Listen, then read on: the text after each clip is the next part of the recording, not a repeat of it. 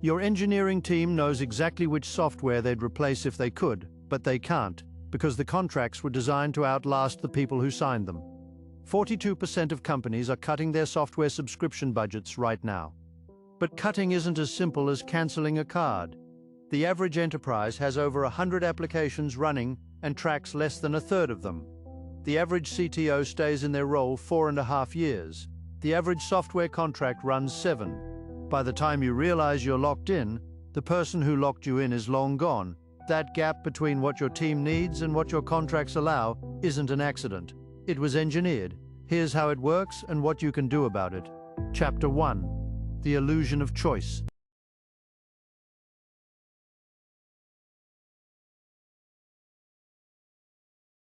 In the modern tech stack, the average enterprise operates roughly 106 different software applications.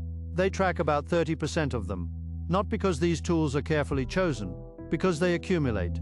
Here's how it happens. A team lead signs up for a project management tool on a corporate card. Another team adopts a data visualization platform because someone saw a demo at a conference. A third integrates an AI writing assistant that nobody formally approved.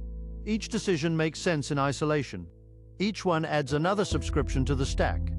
And each subscription comes with terms designed to make leaving painful. This is the first layer of the trap, the illusion of choice. You think you're selecting the best tool for the job, but the selection happens inside a funnel that's already been shaped by the vendors.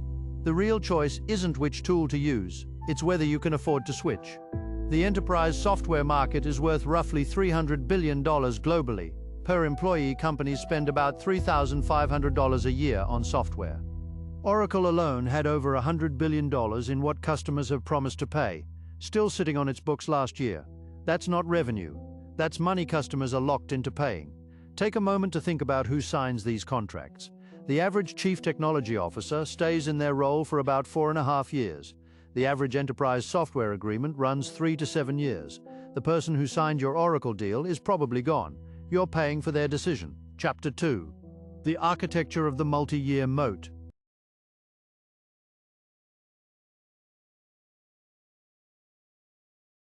Multi-year licensing agreements are not designed to serve the customer. They're designed to outlast the customer's decision-makers. Think about the incentive structure from the vendor's perspective. A 3-year contract with automatic renewal clauses, annual price escalators, and usage-based pricing that punishes downsizing creates predictable revenue. Wall Street rewards predictable revenue. The vendor's interest is in making the contract as rigid as possible while making the product as sticky as possible. The all-in pricing model is particularly effective. Bundle everything, charge per seat. Make sure that reducing seats doesn't reduce the cost by the same amount, so there's no reason to reduce. Then add integration layers that tie each product to every other product, so removing one breaks the others. This is where the conversation about innovation gets interesting.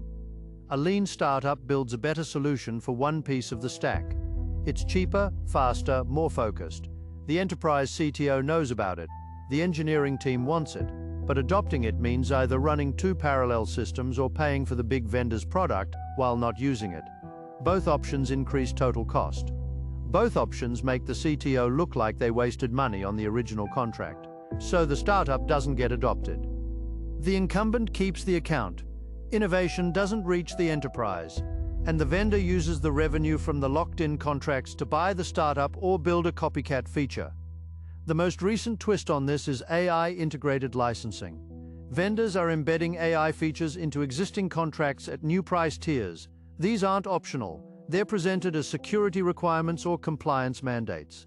The AI layer adds what can only be called algorithmic debt, dependencies on models owned by the vendor that are legally impossible to separate from the core contract. Once your data flows through their AI layer, extracting it becomes a legal and technical nightmare. Chapter 3. The hidden cost of stagnant R&D.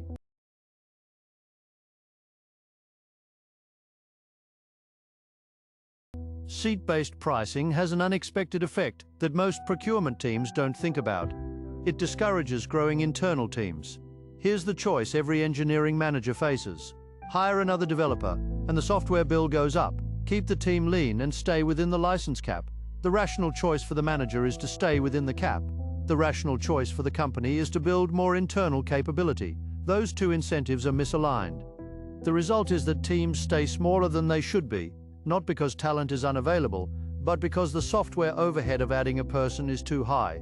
The vendor has effectively inserted itself into the company's headcount decisions. Then there's the feature bloat paradox. Vendors push major updates every quarter. New features, new modules, new pricing tiers. These updates are framed as innovation. But look closely at where the engineering effort goes. Most of it goes into features that justify renewal price increases, not into security patches or infrastructure stability. The vendor's incentive is to show progress. The customer's need is to have working, secure software. Those are not the same thing. The gap between them is filled by the customer's engineering team, which has to work around the new features they never asked for, while patching the vulnerabilities the vendor didn't prioritize. And when a market shift happens, a new technology emerges, a competitor disrupts the space, a regulatory change requires different workflows. The enterprise with the rigid software stack can't pivot.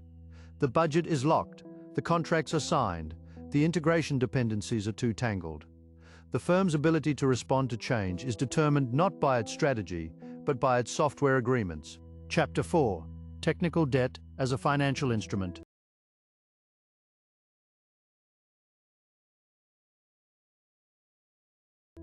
The most experienced vendors have turned integration complexity into a strategic weapon. Here's how it works. Over years of use, the vendor's products become deeply embedded in the customer's systems. APIs connect everything, data flows between modules, custom scripts depend on specific versions. The customer's own engineers have built workflows that assume the vendor's platform will always be there. When the contract comes up for renewal, the vendor knows this. They know exactly how much it would cost the customer to leave, and they price the renewal accordingly. This isn't speculation, it's the business model. Oracle sued SAP for $1.3 billion in copyright damages, one of the largest verdicts in US legal history, over SAP offering discounts to customers looking to switch from Oracle. They're not just protecting their revenue, they're actively destroying any infrastructure that makes switching easier. The audit trap is the next layer. Enterprise license agreements give vendors the right to audit customer usage. If the audit finds that you're using more than you paid for, the penalties are severe, but the audits are also designed to find compliance issues even when you're using exactly what you paid for. The lack of clarity in the licensing terms creates fear, and fear keeps customers from removing modules they don't need. In Australia, I've watched this same dynamic play out with government IT contracts. A state government signs a 10-year deal with one of the major vendors to manage its health records or tax systems. 3 years in, the technology has moved on. The vendor's platform is obsolete, but the cost of extraction, legal fees, data migration, retraining exceeds the cost of staying by millions. So they stay, and the vendor keeps collecting year after year on a product nobody would choose fresh. The data backs this up.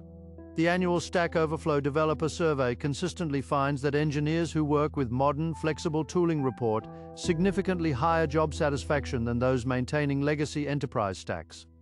Top developers don't want to spend their careers maintaining integrations with platforms they wouldn't choose themselves. They want to build new things. When the software stack prevents that, they leave. The company loses its best talent not because it can't afford them, but because the software agreements make their work unsatisfying. Chapter 5. Breaking the cycle of contractual inertia.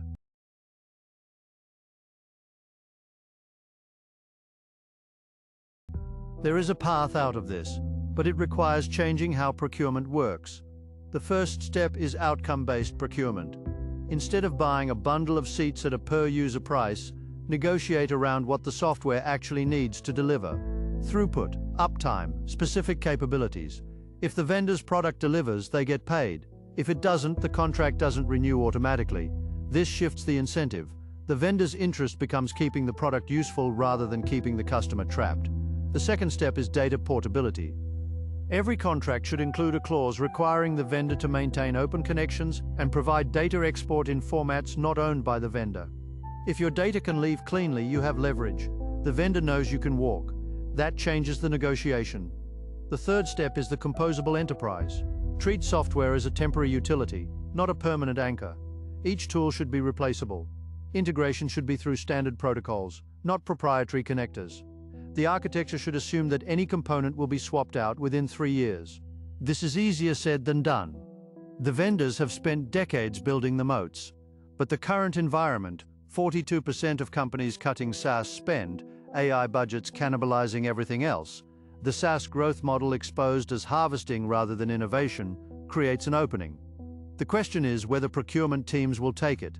If there's a system you want me to pull apart next, a market, an industry, a technology where the incentives are misaligned, drop it in the comments, because the pattern is always the same. Follow the incentives and the trap reveals itself.